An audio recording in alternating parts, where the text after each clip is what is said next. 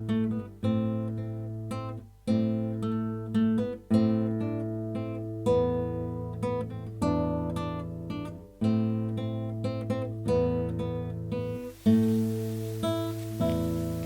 vais. Tout d'abord, merci à Philippe, merci à tous les membres de m'avoir invité ce soir. Je vais vous présenter les résultats de l'action Enfance et Prévention que j'ai pris en main il y a maintenant 1 an. Avec moi, il y a Alain, le directeur d'une école élémentaire, que Philippe vient de vous présenter. Vous connaissez presque tous Enfance et Prévention, on va en revoir les grandes lignes. En 2006, un membre du club de la Drôme a été touché personnellement par un problème d'enlèvement. Voilà comment est née Enfance et Prévention. Elle est faite d'une bande dessinée. Et toi, tu fais quoi? Cette bande dessinée a été faite avec le concours de l'Éducation nationale. Dans ce cadre, Enfance et Prévention, qui est une loi,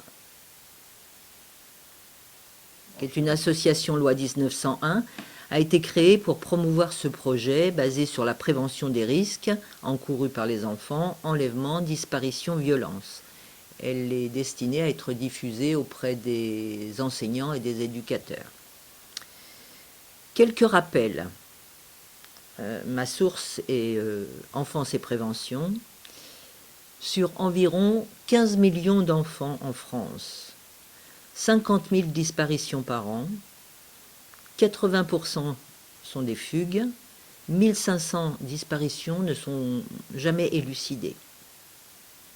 200 000 à 250 000 enfants sont victimes d'abus sexuels, de viols ou d'inceste, dont 70 à 90% dans des contextes familiaux.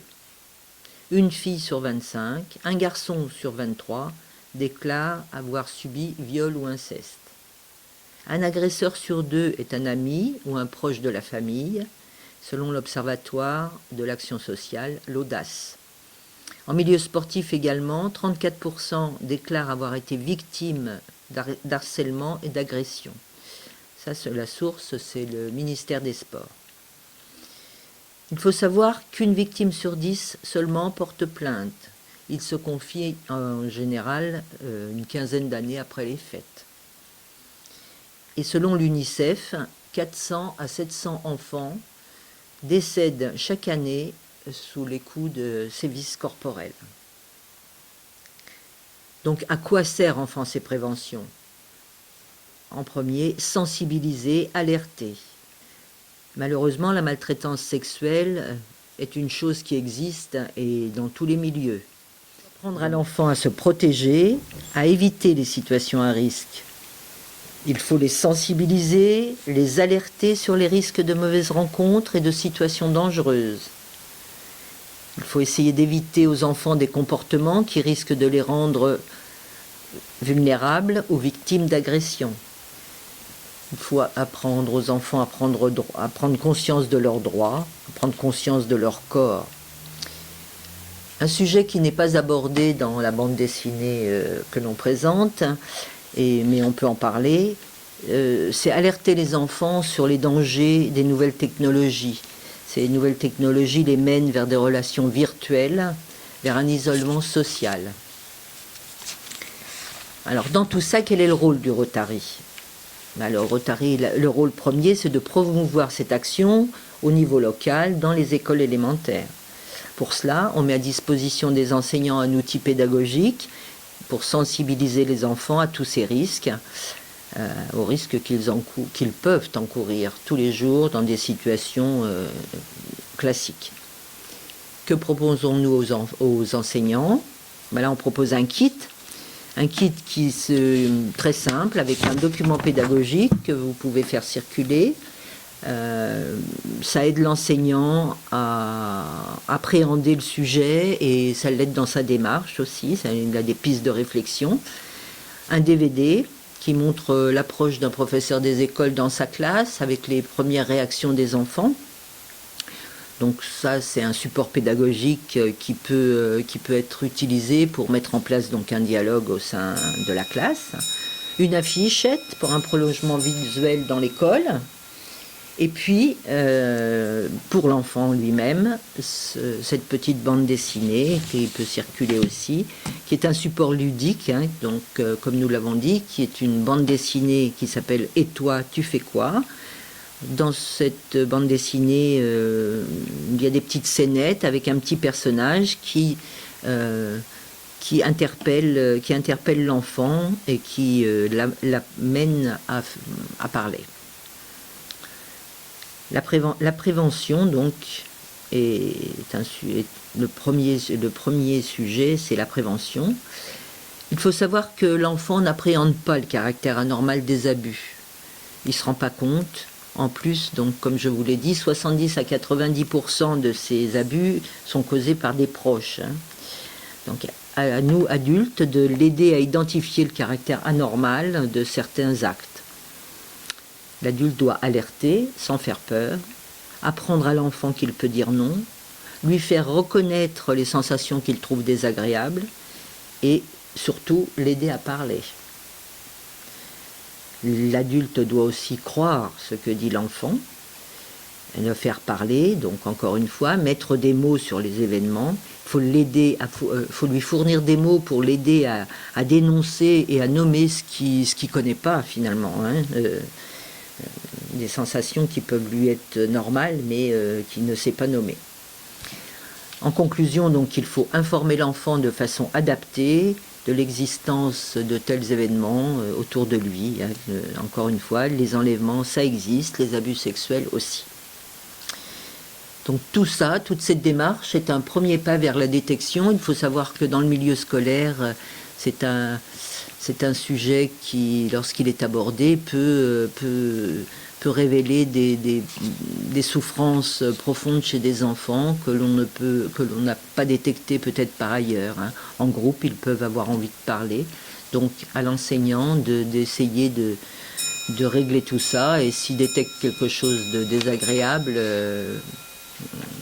de dangereux pour l'enfant, il peut faire donc un signalement. Voilà, tout ça, c'était pour vous poser un petit peu l'action et sa démarche. Hein. Maintenant, sur le terrain, c'est ce qui nous intéresse peut-être le plus. Hein. Alors, on peut s'appuyer sur deux choses qui m'ont paru importantes. Tous les 3 ans, une convention est renouvelée entre le Rotary Club et l'Éducation nationale.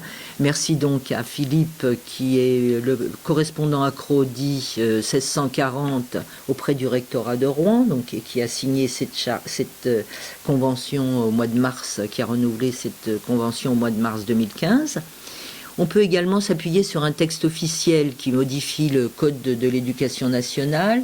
Cette loi est une loi de février 2010 et elle stipule que les écoles, collèges et lycées assurent une mission d'information sur les violences et une éducation à la sexualité.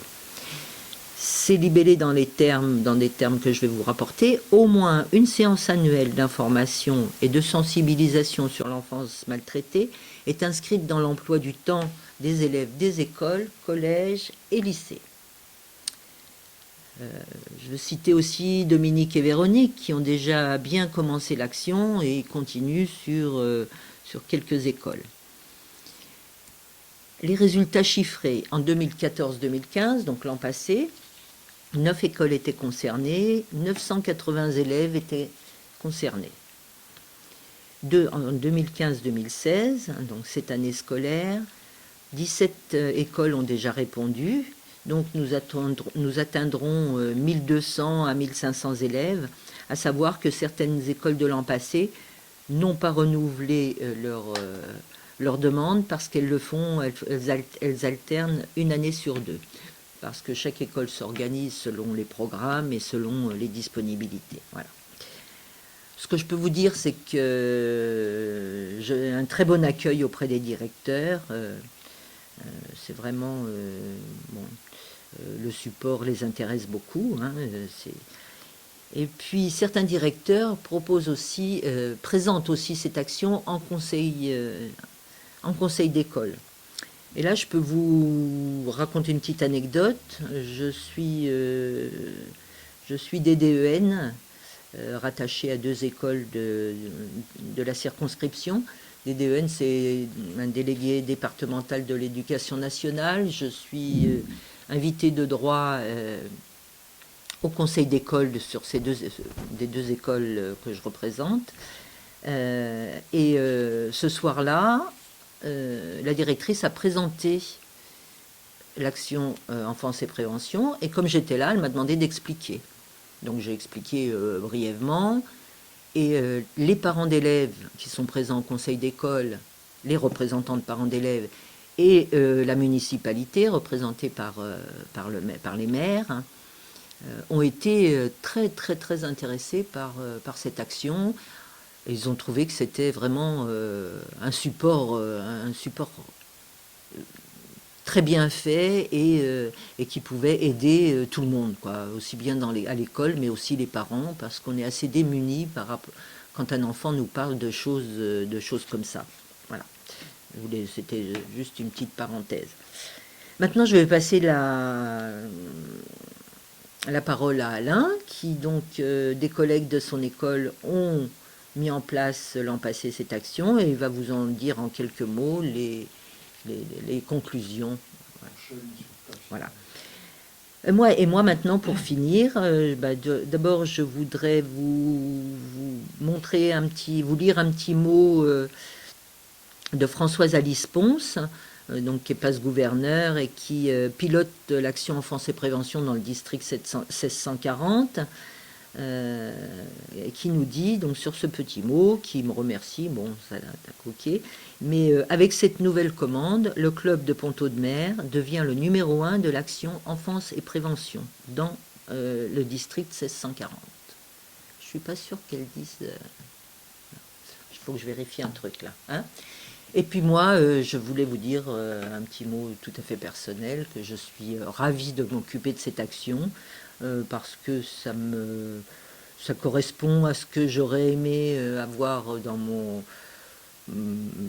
quand j'étais enseignante. J'aurais bien aimé avoir ce support-là, et je trouve c'est vraiment c'est vraiment intéressant d'avoir un support bien fait, ludique, tout en ayant des directives. Ça nous apporte un support très très fort, quoi. Voilà. On va pas redévelopper, mais voilà. Mais grâce au Rotary, d'abord moi j'ai découvert cette action que je connaissais pas du tout, et puis voilà, ça m'apporte